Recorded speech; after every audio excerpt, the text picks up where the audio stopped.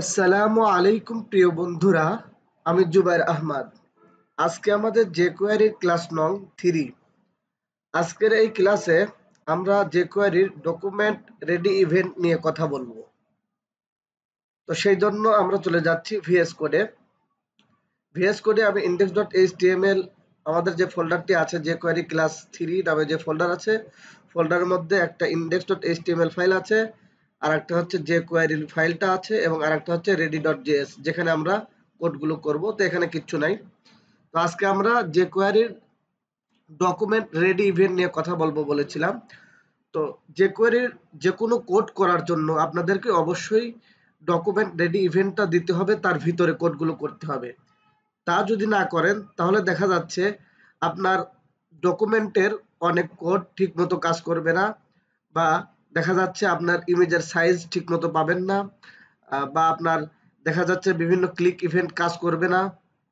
এরকম বিভিন্ন সমস্যা আপনাদের কিন্তু তৈরি হতে পারে। এজন্য অবশ্যই যে কোয়েরি কোড যখন করতে যাবেন তখন আপনারা অবশ্যই ডকুমেন্ট রেডি ইভেন্টটা দিয়ে দিবেন। তো ডকুমেন্ট রেডি ইভেন্টটা কিভাবে লিখে, তো সেটার জন্য আপনারা যারা দ্বিতীয় ক্লাস দেখেছেন তারা বেসিক সিনট্যাক্স সম্পর্কে জানেন।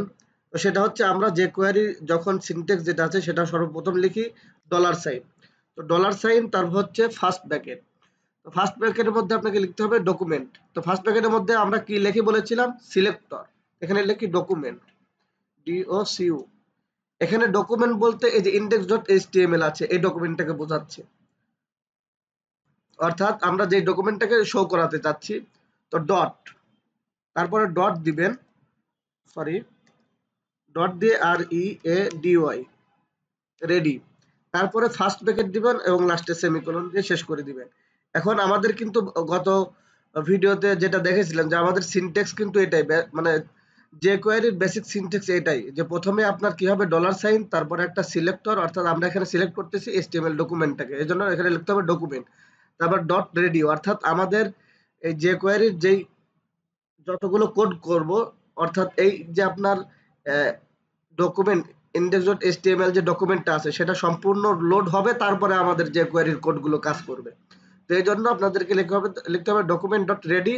এখন এই রেডির মধ্যে একটা ফাংশন দিতে হবে, FU ফাংশন।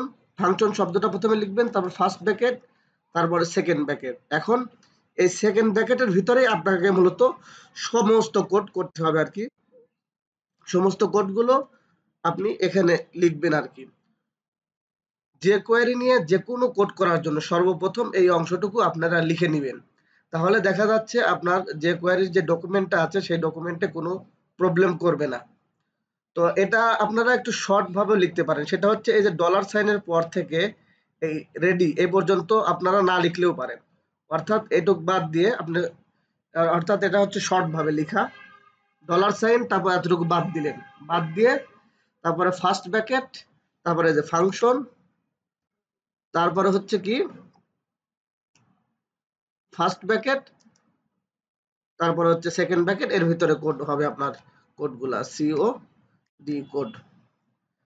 অবশ্যই লাস্টে সেমিকোলন দিয়ে দিবেন। তো এটা হচ্ছে শর্ট ভাবে লেখা। তো আপনারা এইভাবে লিখলেই ভালো হয়। শর্ট ভাবে লিখলে দেখা যাচ্ছে অনেক সময় আপনি নিজেও বুঝতে পারবেন না। এজন্য আপনারা একটু লং ভাবে লিখবেন আর কি। তো এখানে আপনারা সম্পূর্ণ কোডগুলো হবে। তো আমি একটু টেস্ট করে দেখাই আপনাদেরকে। অর্থাৎ আপনার এই ডকুমেন্টটা HTML ডকুমেন্টটা যখন সম্পূর্ণরূপে লোড হবে তারপরেই আপনার এই যে কোয়েরির যে কোডগুলো আছে সেই কোডগুলো ঠিকমতো কাজ করবে আর কি। তো আমি এখানে একটা মানে টেস্ট করার জন্য দিচ্ছি ডলার সাইন, ফার্স্ট প্যাকেট দিলাম। এখানে সিঙ্গেল কোটেশনের মধ্যে আমি একটা index.html থেকে এই যে S1 কে সিলেক্ট করতেছি। তো S1 কে আমি এখানে সিলেক্ট করি, S1, তারপরে ডট ডট দিয়ে আপনি দিচ্ছি টেক্সট, অর্থাৎ আমি টেক্সটটা পরিবর্তন করব, টেক্সট। তো আমি পরিবর্তন করে কি টেক্সট দিতে যাচ্ছি, আমরা দিতে যাচ্ছি যে THI, this is WORKING working.